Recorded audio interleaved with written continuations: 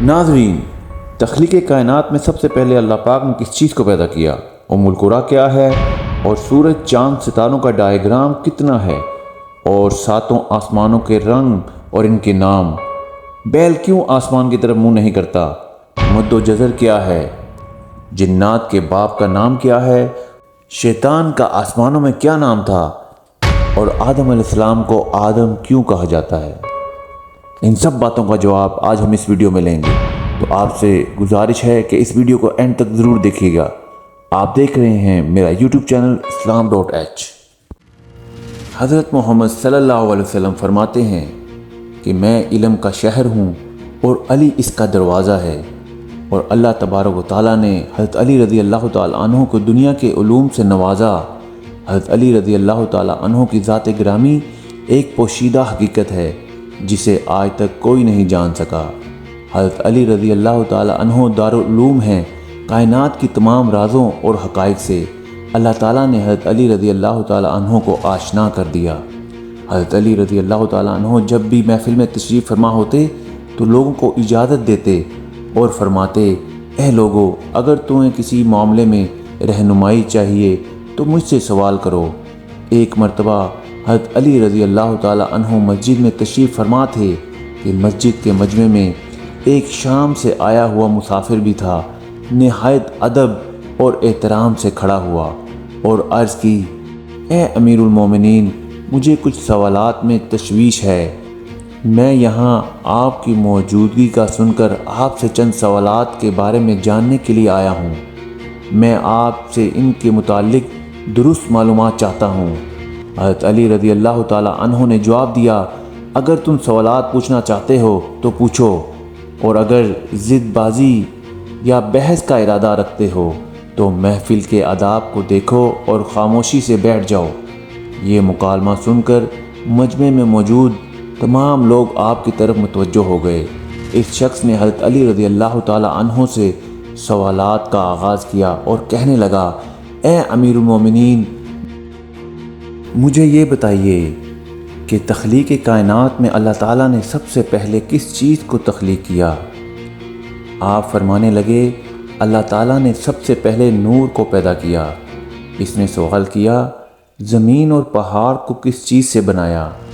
آپ فرمانے لگے، اللہ پاک نے آسمانوں کو پانی کے بخارات سے، زمین کو پانی کی جھاگ سے اور پہاڑوں کو پانی کی موجوں سے بنایا۔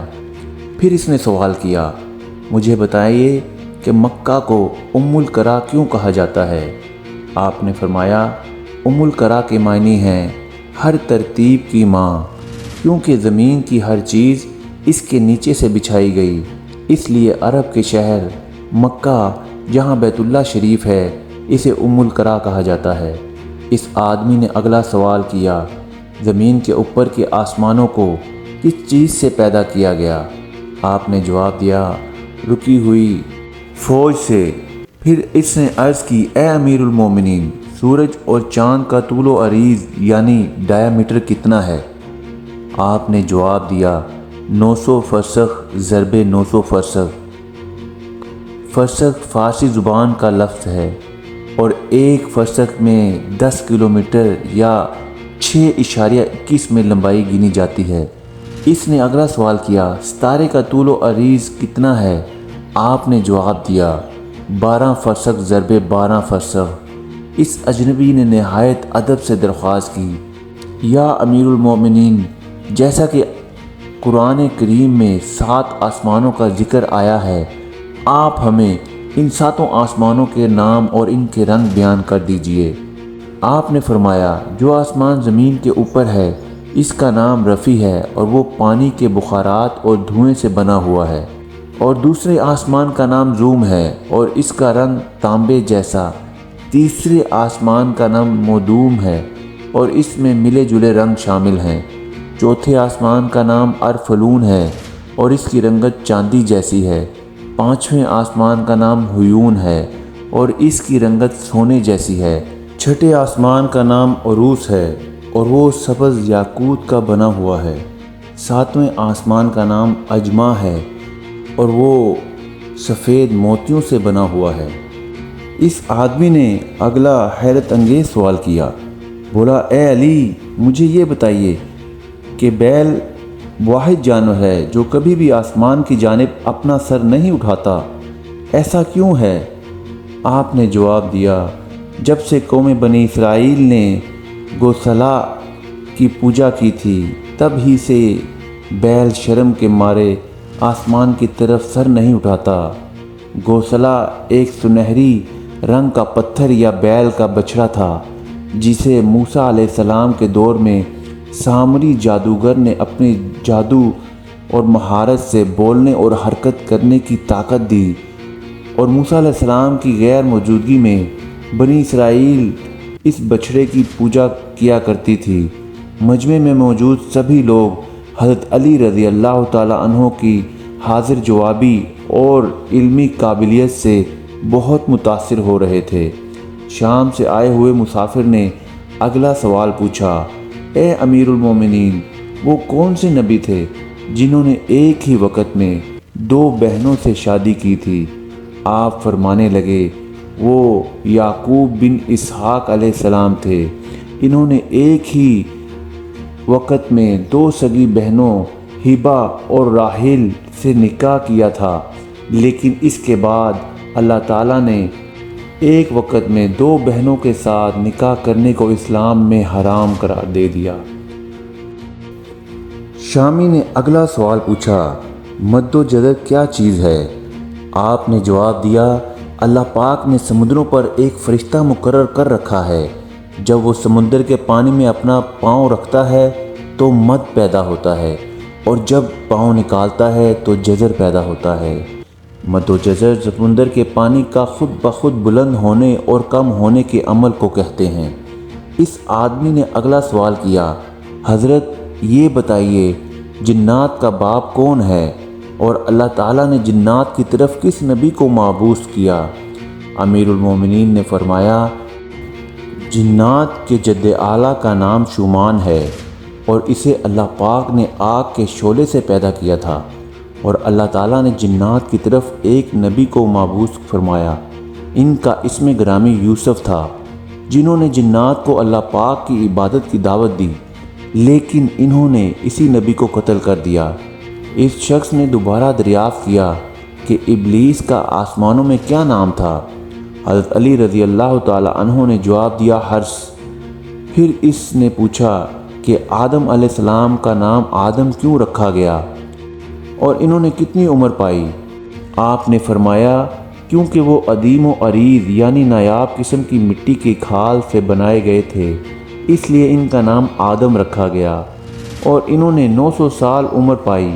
اس شخص نے سوال کیا، وراثت میں مرد کے 2 اور عورت کا ایک ہی حصہ کیوں رکھا گیا، جبکہ اسلام تو مساوات کا درس دیتا ہے؟ آپ فرمانے لگے، جنت میں حضرت حوا علیہ السلام نے جو خوشہ اٹھایا تھا اس پر گندم کے 3 دانے تھے، انہوں نے خود ایک رکھا، جبکہ آدم علیہ السلام کو 2 دیے، کیونکہ وہ ہمارے جد ہیں، اس لیے اسی نسبت سے وراثت میں مرد کے 2 اور عورت کا ایک ہی حصہ مقرر ہوا۔ اس آدمی نے پوچھا، مختون کون کون سے نبی پیدا ہوئے تھے؟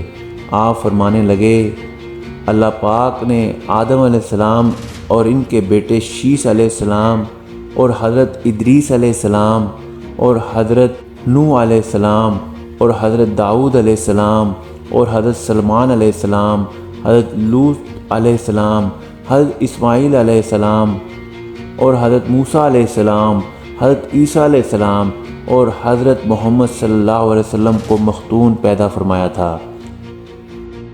پھر اس شامی شخص نے ایک اور سوال کیا کہ آپ مجھے یہ بتائیں کہ روح و ارض پر شعر سب سے پہلے کس نبی نے کہے؟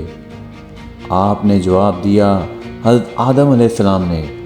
جب آدم علیہ السلام زمین پر اتارے گئے اور انہوں نے ہر طرف زمین کی خاک اور وسعت اور ہوا کو دیکھا، اور پھر جب شیطان کے وسوسوں کی وجہ سے قابیل نے حابیل کو قتل کر دیا تو آدم علیہ السلام نے شدید غم میں یہ اشعار کہے، جن کا ترجمہ یہ ہے، اور ان کے رہنے والے بدل گئے اور زمین کا چہرہ خراب اور گرد آلود ہو چکا ہے، ہر رنگ و ذائقہ رکھنے والی چیز بدل گئی ہے۔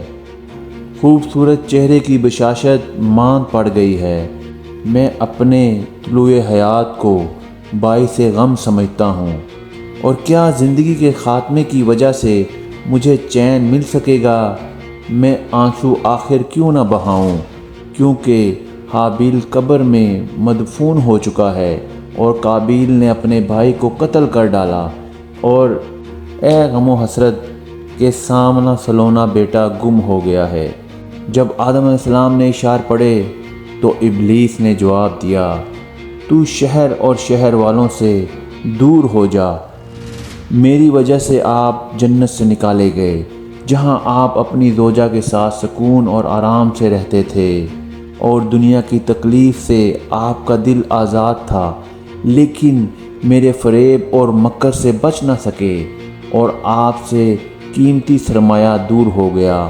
یہ بات سن کر سبھی حاضرین خاموش ہو گئے۔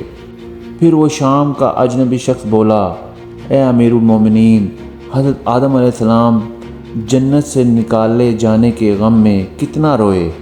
آپ نے فرمایا، آپ 100 سال تک روتے رہے۔ آپ کی دائیں آنکھ سے دجلہ اور بائیں آنکھ سے فرات کے پانیوں جتنے آنسو بہے۔ شامی نے پوچھا، حضرت آدم علیہ السلام نے کتنے حج کیے؟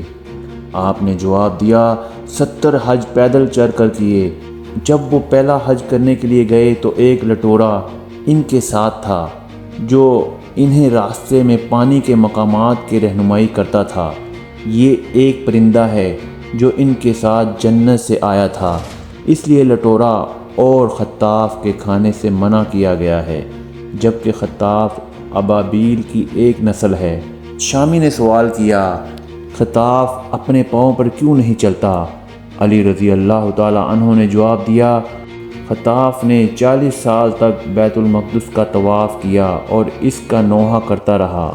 آدم علیہ السلام کے ساتھ ہمیشہ روتا رہتا تھا، اس لیے اس نے گھر میں رہائش پذیر رکھی، اور اس پرندے کے پاس اللہ تعالیٰ کی کتاب کی 9 آیات ہیں جو قیامت تک اس کے پاس رہیں گی۔ اس شخص نے سوال کیا، کفر کی ابتدا کس نے کی اور پہلا کافر کون تھا؟ امیر المومنین نے جواب دیا، کفر کی ابتدا ابلیس سے ہوئی، اور وہی کائنات کا سب سے پہلا کافر ہے۔ اس نے آخری سوال پوچھا، حضرت نوح علیہ السلام کا اصلی نام کیا تھا اور ان کی کشتی کا طول و عریض کیا تھا؟